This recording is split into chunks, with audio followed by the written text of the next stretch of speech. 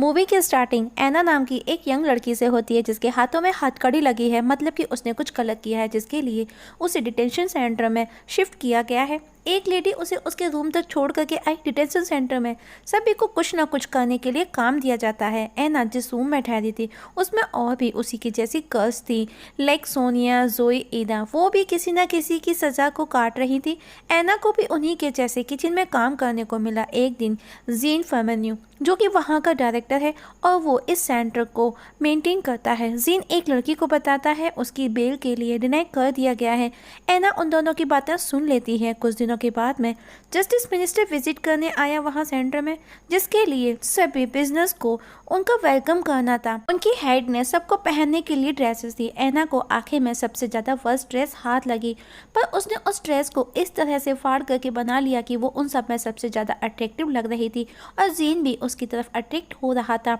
Next day gene एना से वापस मिलता है। एना उससे पूछती है कि क्या वो उसके बारे में जानता है। जीन ने कहा थोड़ा बहुत। एना जीन से अपने फेवर के लिए बातें करना शुरू कर देती है। जीन एक फैमिली मैन है, उसकी लविंग वाइफ एलिस और चीयरफुल बेटी लुइस है।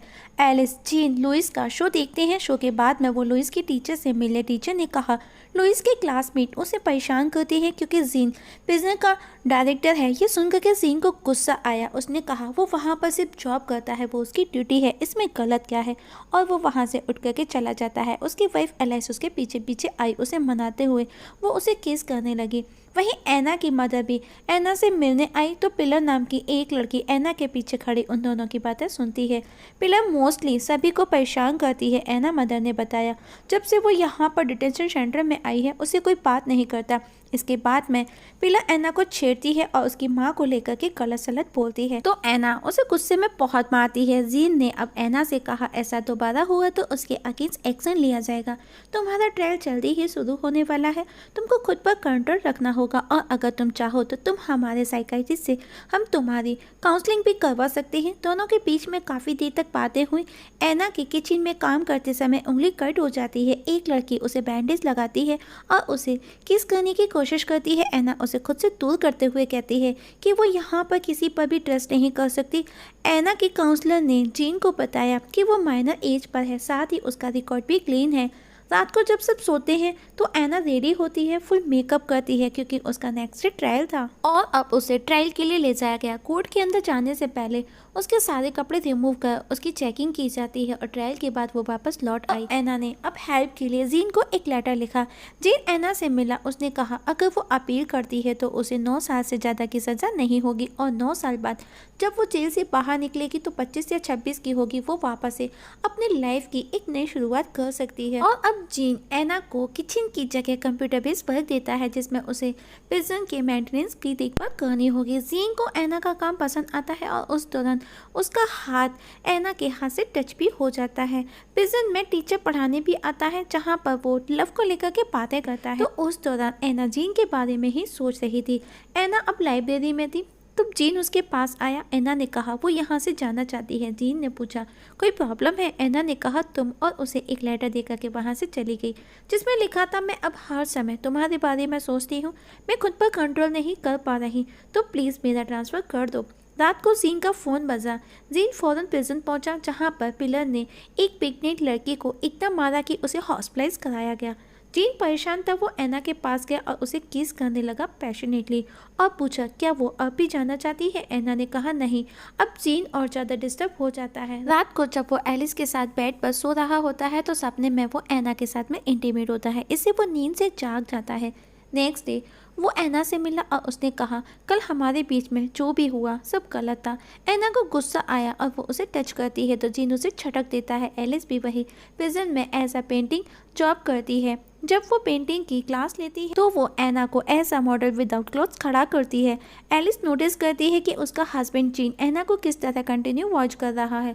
घर पर जब जीन किचन में काम कर रहा था तब एलिस विदाउट क्लोथ्स लाइक एना की तरह से उसके पास आई, लेकिन जीन को अच्छा नहीं लगा। वहीं एना को भी रात को नींद नहीं आती तो वो उसी सेलमेट के पास जाकर के सो जाती है जिसने उसे किस करने की कोशिश की थी। नेक्स्ट डे जीन पिलर के पास आकर के उसे बताता है कि उसको जल्दी ही यहाँ से शिफ्ट किया जाने वाला है, जिस पर पिलर भी उसे धमकी देती है। कि अगर उसने ऐसा किया तो वो उसके बारे में सबको सच बता देगी। और अब जब ऐना के वो पास जा कर के उसके हेयर कट करता है तो ऐना उससे उसकी फैमिली का पूछती है और उससे कहती है कि उससे उसे एक बच्चा भी चाहिए और उसके हेयर कट करने लगती है और उसके हेयर कट करते हुए धमकी भी देती है कि उसने उससे कभी झूठ बोला तो वो उसे जान से मार देगी। और उसके बाद में वो उसे सेड्यूस करने लगती है। जीन भी खुद पर कंट्रोल नहीं रख पाया और दोनों इंटीमेट होने लगे। अब जीन हर टाइम उसी के बारे में सोचता, मतलब कि वो ऐना के प्यार में था और बस ज़्यादातर उसी के साथ रहता, इंटीमेट होता। एक दिन वो दोनों इंटीमेट हो रहे थे तभी उनको मीटिंग के लिए बुलाया गया, पर आज वो दोनों बच जाते हैं। जीन जब मीटिंग में गया तो उससे कहा गया कि इस तरह ऐना को रेस्पॉन्सिबिलिटी क्यों दी गई और ये भी र्यूमर है कि आप उसके साथ में कुछ ज़्यादा ही टाइम स्पेंड करते हो। लेकिन जीन ये कहकर के चला जाता है कि लोगों का काम गॉसिप करना है तो हमको उन पर ध्यान नहीं देना, अपना काम करना है। वहीं ऐना की मदर उससे मिलने आई थी तो वो किसी फॉर्चून टेलर मोना के बारे में बताती है जिसने ऐना के बारे में वो सब बताया जो ऐना और जीन के बीच में चल रहा है। मदर ने कहा वो तुम्हारे लिए ठीक नहीं। इस बात पर ऐना चिढ़ जाती है और उल्टा अपने मदर पर ही गुस्सा करती है और अब वो उसे दोबारा मिलने आने का मना करती है। उसकी मदर उसे समझाती है पर ऐना उनकी एक नहीं सुनती और उल्टा अपनी मदर को ही उल्टा सीधा बोलने लगती है। तब गार्ड्स आकर के ऐना को वहाँ से ले जाते हैं। ऐना अपनी मदर की पोइम सुन रही थी जो कि काफ़ी परेशान थी। तभी जीन वहाँ आया। उसने ऐना को समझाया कि वो उसकी मदर है, वो उसका अच्छा ही सोचेंगी और उसे सेड्यूस करते हुए उसके क्लोज होने लगा। दोनों इंटीमेट हुए। इसके बाद में जीन ने ऐना की कुछ वियर्ड फोटो क्लिक की। ऐना भी जीन की फ़ोटो लेती है। जीन को गुस्सा आया, वहाँ से जाने लगा ये कहते हुए कि उसकी बेटी की वैकेशन है, उसको फैमिली के साथ बाहर जाना है। ये सुनकर कि ऐना को गुस्सा आया और वो गुस्से में उसे स्लैप करती है। एलिस ने भी नोटिस किया कि जीन घर पर उसके साथ रहकर भी फ़ोन में बिजी रहता है। नेक्स्ट डे जीन वापस ऐना को समझाने की कोशिश करता है। एलिस भी जीन को नोटिस करने लगी थी। रात को ऐना जीन को अपने कुछ फोटो सेंड करती है पर एलिस उसे कुछ नहीं कहती जबकि वो सब देख लेती है। रात को एलिस जीन इंटीमेट होते हैं। उसी समय जीन का फोन बार बार रिंग करता है क्योंकि ऐना की मदर उसे मिलने नहीं आई थी तो वो परेशान थी, इसीलिए वो बार बार जीन को फोन करती है। तभी वो दोनों इंटीमेट हो रहे थे तो एलिस को गुस्सा आया और वो फोन को फेंक करके वहां से चली गई। वहीं ऐना फ्रस्ट्रेशन में ढेर सारी पिल्स एक साथ खा लेती है। उसे हॉस्पिटलाइज कराया गया। जीन उससे मिलने आया और उसी के साथ उसी के बेड पर सो जाता है। मतलब कि जीन ऐना के प्यार में था, कहीं ना कहीं वो उससे बहुत ज़्यादा प्यार करने लगा था। रात को जीन एक बार में गया जहाँ वो ओवर ड्रिंक कर लेता है और एक लड़की को ऐना समझ करके उसके क्लोज आने लगता है तो एक बंदा उसे हिट करता है। जीन वहाँ से निकल आता है। नेक्स्ट डे जब वो ऐना से मिलने आया तो उसे मिलने नहीं दिया गया। एलिस की वाइफ को भी उन दोनों के अफेयर का पता चल गया था तो वो भी उसे अपने साथ नहीं सोने देती। जीन पर अब इंक्वायरी की जाती है कि उन्हें एक लेटर मिला है जिसमें किसी ने जीन और ऐना की अफेयर की बात कही है। ऑफिसर ने कहा सर आपका रिकॉर्ड एक्सीडेंट है, प्लीज बी केयरफुल। ऐना को फ्लोरी भेज दिया गया। जीन को उसके बिना नहीं रहा गया। उसने खुद को एक रूम में बंद कर लिया। वो अपनी फैमिली से तक नहीं मिला।